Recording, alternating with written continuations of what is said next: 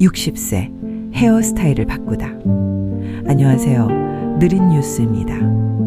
오늘은 조금 특별한 이야기를 해보려 합니다. 60세가 넘어서 헤어스타일을 바꾼다는 것.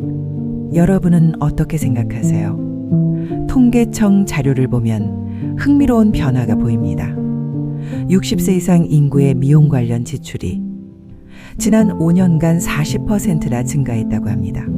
단순히 경제적 여유가 생겨서일까요? 아니면 다른 이유가 있을까요? 오늘 느린 뉴스는 이 질문에서 시작해서 조금 더 깊은 이야기까지 함께 나누어 보려 합니다. 서울 강남구에 있는 한 헤어샵. 이곳은 조금 특별합니다.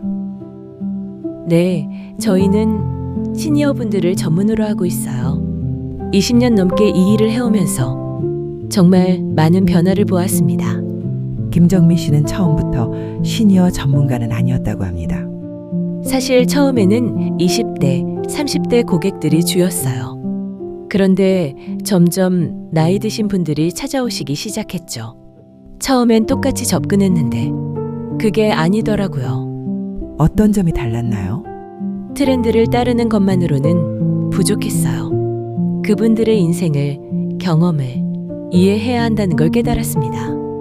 단순히 머리를 자르는 게 아니라 그분의 이야기를 듣는 거였어요. 작년 봄 65세 박영희 씨가 이곳을 찾았습니다. 처음 오셨을 때 정말 기가 없으셨어요. 딸분이 억지로 데려오셨다고 하시면서 나이가 들어서 뭘 꾸미느냐고 계속 말씀하시더라고요. 어떤 상황이셨나요? 남편분을 떠나보내시고 자신에 대한 관심을 완전히 놓으신 상태였어요.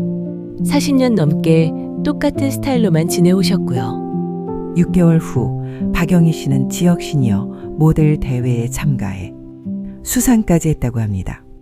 놀라운 변화네요. 저는 조심스럽게 생각해요. 모든 분이 이런 변화를 원하시는 건 아니거든요. 또 이런 변화가 반드시 필요한 것도 아니고요. 그렇다면 중요한 건 뭘까요? 그분이 편안해하시는 선에서 그분다운 아름다움을 찾아드리는 거죠. 그게 제일 중요한 것 같아요. 이런 변화에는 과학적 근거도 있습니다.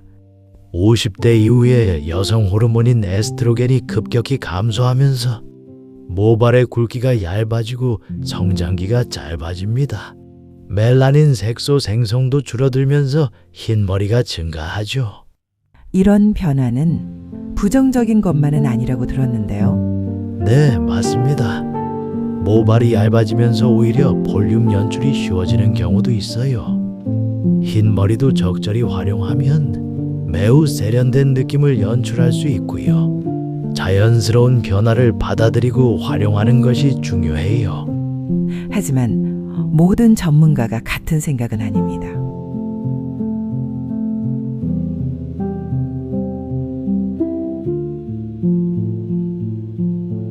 물론 자기 관리는 중요하죠. 하지만 젊어 보여야 한다는 강박이 새로운 형태의 에이지즘이 될 수 있다는 점을 간과해서는 안 된다고 생각해요. 에이지즘이라고 하시면 나이듦 자체를 부정하려는 태도요. 나이 들어 보이는 것을 무조건 나쁘다고 여기는 것. 그것도 일종의 차별이 아닐까요? 경제적 측면에서의 우려도 제기됩니다. 모든 시니어가 정기적인 미용실 방문을 할 수 있는 경제적 여건을 갖춘 것은 아니거든요. 이런 트렌드가 또 다른 불평등을 만들어내지 않을까. 그런 점이 걱정됩니다. 실제로 모든 시니어가 자유롭게 헤어스타일을 바꿀 수 있는 것은 아닙니다. 알레르기나 아토피, 지루성 피부염 등이 있는 경우 염색이나 파마에 제약이 있을 수 있어요. 당뇨나 고혈압 등 만성 질환으로 인해 두피가 예민한 분들도 많고요. 그런 경우에는 어떻게 해야 할까요? 우선은 의학적 조언을 구하는 것이 중요하죠. 하지만 제약이 있다고 해서 포기할 필요는 없어요. 다른 방법들이 있거든요. 염색을 할 수 없으면 커트만으로도 충분히 변화를 줄 수 있어요. 오히려 자연스러운 흰머리를 잘 활용하면 더 고급스러운 느낌을 연출할 수 있거든요. 구체적으로 어떤 방법이 있을까요? 예를 들어 67세 정영자 고객님의 경우 두피가 예민해서 염색을 할 수 없으셨어요. 하지만 커트만으로도 정말 멋진 스타일을 만들 수 있었거든요. 자연스러운 흰머리가 오히려 더 우아하고 고급스러워 보이셨어요.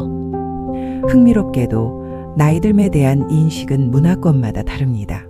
프랑스에서 7년 정도 살았는데요. 거기서는 나이든 여성의 흰머리를 매우 세련된 것으로 여겨요. 실버 헤어를 일부러 연출하는 젊은 여성들도 있을 정도예요. 우리나라와는 다르네요.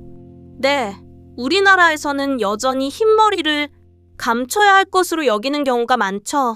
어쩌면 우리의 관점을 조금 바꿔볼 필요가 있지 않을까요? 그렇다면 헤어스타일 변화를 고려하는 분들은 어떤 점을 생각해 봐야 할까요? 우선 자신의 상황을 정확히 파악하는 게 중요해요. 건강 상태는 어떤지, 라이프 스타일은 어떤지, 경제적 여건이나 개인적 성향도 고려해야 하고요. 상담이 중요하겠네요. 네, 처음 상담할 때 최소 30분은 대화만 해요.